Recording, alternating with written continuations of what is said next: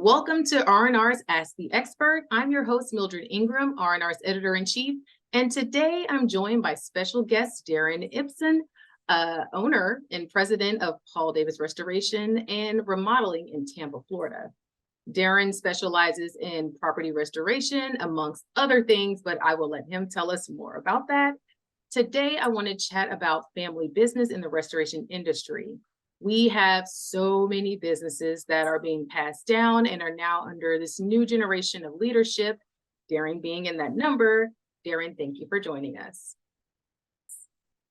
Thank you, Mildred. Glad to be here. So our business is very unique. Our slogan at Paul Davis is "We are the difference makers." It was founded in 1966 by Paul Davis in Jacksonville. He basically invented our industry of insurance type restoration. Mm-hmm. And today there's over 330 franchises nationwide in Canada.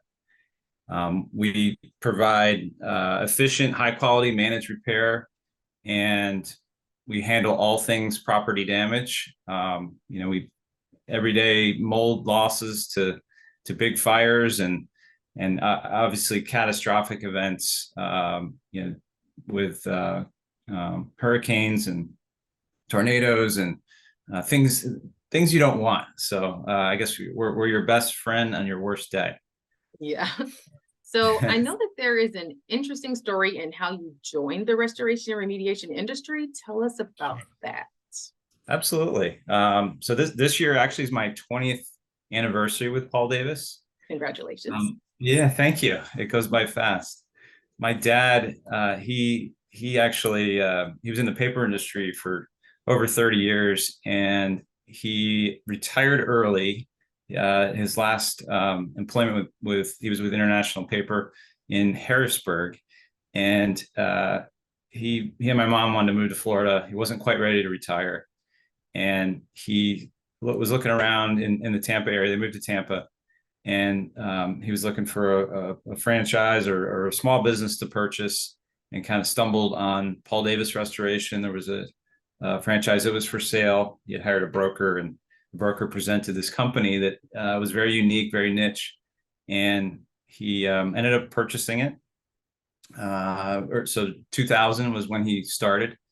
And it was a very small business, had, I think, 6 employees. And he saw the potential for growth by instilling the skills that he learned over the years as a manager in the paper industry. And he just started hiring. He got rid of some folks that weren't up to the bar, and started hiring A players, and started getting more market share, just delivering their promise and taking care of people in their time of need. And over the next couple of years, grew the business quite a bit. And he early on, he kept telling me, "Hey, this is a great business." My wife and I were living in New York City at the time. I was in investment banking, and my wife worked for IBM. Mm-hmm. And we were happy. We were young and happy living in New York. And then 9/11 happened, and kind of changed our view of the city. And we were looking to start a family, and it was kind of like perfect timing. My dad, gave me this opportunity to come down and work for him and make sure it's something that I wanted to do long term, and then develop a buyout plan. So my wife and I obviously went through 9/11. We lived downtown, worked downtown, and fast forward a couple of years, we moved down here in 2003. So again, this is my 20th anniversary, and I started working for him as an estimator. And the following summer, 2004, is when we had 4 significant storms, hurricanes that hit Florida, and specifically hit Tampa Bay area, and we were slamming. And it was kind of like baptism by fire, but this was baptism by hurricane. Yeah. And I ended up winning that for that year, my first full year in 2004, Rookie of the Year estimator with my sales dollars. Mhm. And at our national conference, which we just had last week, actually, in Denver. It moves around the country, but I was hooked. And then the following year, we obviously we needed to hire some folks, and we started growing. And the following year, he and I worked out a buyout plan, and that was a kind of a long-term thing. Mhm. He was still involved, and then he kind of slowly, which was hard for him because he was a workaholic, and Yeah. he slowly started to pull out of the Pull back. business. And I moved into his office and became general manager, and started to build my own team.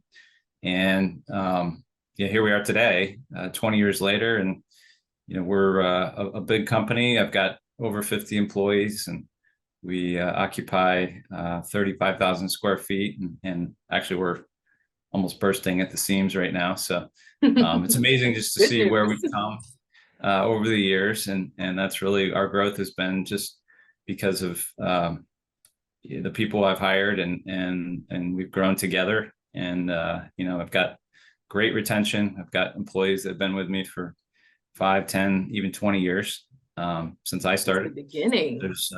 So there's another gentleman. He's my head of construction. He started the same time I did, and he's What? been with me That's ever so since. And cool. yeah, yeah. We just That's had a retirement party last year for a woman who ran our contents division. So we handle contents as well. Mhm. You think of a fire, or even your house floods. You got all your contents you got to deal with. So we handle that in house. We'll come in and we send in our team and assess, and then pack out everything and bring it back to our facility. And if it's a fire or a mold job, we clean everything and rebox it and put it in storage in our warehouse until our restoration team is done, the construction team, That and then we is, bring and then we bring it back. yeah.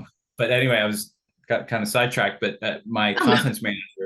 contents manager was she was with us for 25 years, and she just retired, and we had a big party for her last year. But yeah, That so is that's exciting. kind of my story. And yeah, again, it's all about the people, and that's the story of our growth here in Tampa. That is exciting. And that's great. Retention is usually such a huge thing with, I mean, across many industries right now, but definitely within the restoration and remediation industry. So Absolutely. that's great. So, I mean, how do you feel about the generational switch that the industry is undergoing? Like, do you find that those in prior leadership positions are helpful in that change? Yeah. So I think, well, I'll just use my dad as an example, and other owners that are of, let's just call it older generation. They've been around a while, and are getting ready to retire. Um, in our business, and with any business, technology has changed. I mean, we're contractors, and we deal with fixing houses and dealing with traumatic situations, but we rely on technology, and we have to be at the forefront of technology. I'll give you an example in a second, but if we're not, our competition is going to steamroll us. So we have to be at the forefront of technology, and obviously that's easier for the younger generation who are used to technology and cell phones and just everything that we use and take for granted these days. It's harder for the older generation to adapt to Mhm. technology. And I would say in our business, climate change is pretty big. We are having more and more storms and natural disasters every year. So we're busier because of that, and fortunately that means growth, but growth also means change and hiring more people and buying more equipment and buying a bigger building to house all the equipment and people. So change is tough, and I think again, going back to your question, the generational switch, that it's harder for to teach an old dog new tricks, and And again, we have to be at the forefront of everything in order to, you know, gain market share and be successful and grow every year. So as I mentioned, technology, an example of that, we now, every single job, we utilize a piece of technology. It's called Matterport. And Matterport is basically a 3D camera that I have a technician that goes out before we do anything. They do a Matterport scan of the entire property, home or commercial. We do both. And it basically creates, realtors use the same technology. In fact, that's where Matterport started, but it creates a virtual 3D walkthrough of the property. And you can actually, again, technology is amazing. It will create a to the nearest quarter inch, I think it is, measurements of the property and everything in it. You can actually has a measuring tool, and you can measure. I mean, if you wanted to measure a desk, you can actually literally measure the desk inside this program. And so we use that on every job. And not only is that helping us be faster and be more detail oriented, but it's also we're notating things, pre-existing damages that were there. And you know, another use for that is you know, when our project managers are meeting with their customers in our showroom, they're able to pull up their old kitchen, and you know, because a lot of you live in your house or go to your office every day and you don't even notice things. And you know, we're able to pull up their kitchen and say, oh, you know, this is what it looked like, this is what it could look like. And you know, it's just a great tool that we've utilized. And again, that's, you know, being at the forefront of technology. We didn't used to do that. I used to be a you know, go out there with a measuring tape and meet the insurance adjuster and hold each other's tape and measure rooms and talk about scope. And we still do that, but you know, it's you know, again, going back to your question, technology is really the one of the biggest things I see that has changed over the years, and it's harder for the older generation to adapt to. Okay. That sounds like a great tool. And it's such an innovative thing to be able to do both. I think so. That's awesome. So, I mean, what are your high level objectives and day-to-day responsibilities at Paul Davis Restoration? You know, I get asked this question quite a bit, so I have a good answer for you. So, my job, you know, is to provide opportunities for great people to deliver best-in-class results. Okay. So, meaning, you know, I'm the head coach, and again, my job is to find A players and make sure they're in the right place, in the right seat on the bus, so to speak, in our company, and then help provide tools for them to have them grow. And as they grow, the company grows, our sales grow. So that's part one of my job. And part two, I would say, you know, and all my employees are brand ambassadors, but I am the ultimate brand ambassador. And part of my job is to network and do brand development within our community. We're very involved in charities and partnerships with other brands and organizations that share our same values. And I think that's you know, that all that does is provide, you know, bring, you know, good things to my company, and we align with other companies that have those same values. And it just, you know, it's great for our culture. It's great for, you know, our employees, obviously, our customers. You know, we're very, very focused on NPS scores, which is Net Promoter Scores, and making sure we're providing the best service that we can, and quality product, obviously. And you know, that's my job, to make sure that everybody is on the same page, and we're drinking the same Kool-Aid, and you know, we're all focused on one thing, and that's to you know, to help people, provide extraordinary care while serving people in their time of need. So one last question. What would you say the biggest career related lesson you've learned up to this point is? What would you say that is?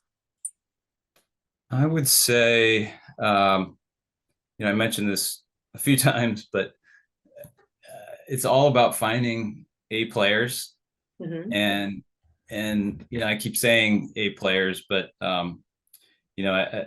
that's A players are really they're somebody who has a winning spirit, to serve people, and a history of achieving great results, and values that are congruent with our brand. So that's the definition of an A player. And what I've done is just cultivate a culture that nurtures A players and lets them grow to their full potential. They want to A players want to succeed and be the best they can be. Mhm. So by embracing this over the years, we've been fortunate to grow and be the employer of choice in our market. And like I said earlier, I have employees that have been with me for 5, 10, and even 20 years, and really that's because we've provided this career path for the A players we found, and A players attract other A players. And That's true. I really, to answer your question, the biggest career related lesson, it's finding the right people that can, surround yourself with people that are smarter than you, and people that have skills that you don't. And ultimately as a team, we can all work together and be the best we can be and be the best company we can be. Absolutely. Building a great team is definitely a key factor in growth at any company. Yep. So Darren, thank you so much for your insight. Before we go, where can our listeners connect with you and learn more about Paul Davis Restoration Tampa? Well, certainly could visit our website, www.pdrtampa.com, or go to our franchisor's website, which is www.pauldavis.com. Mhm. And here locally, our phone number is 813-984-2700. So that's a way to find us, and we'd be happy to serve and help anybody that needs it. Thanks. So listeners and viewers, you can learn more about Paul Davis Restoration Tampa in our weekly newsletter and on our website. For more insights on restoration, remediation, and the people behind it all, visit our website, rnrmagonline.com, Apple or Spotify. If you haven't yet, be sure to follow the podcast to keep up with our latest episodes and give us a quick review and rating. We're also on LinkedIn, Twitter, and Facebook, so we invite you to follow us there too. This has been R&R's Ask the Expert. Thank you for listening.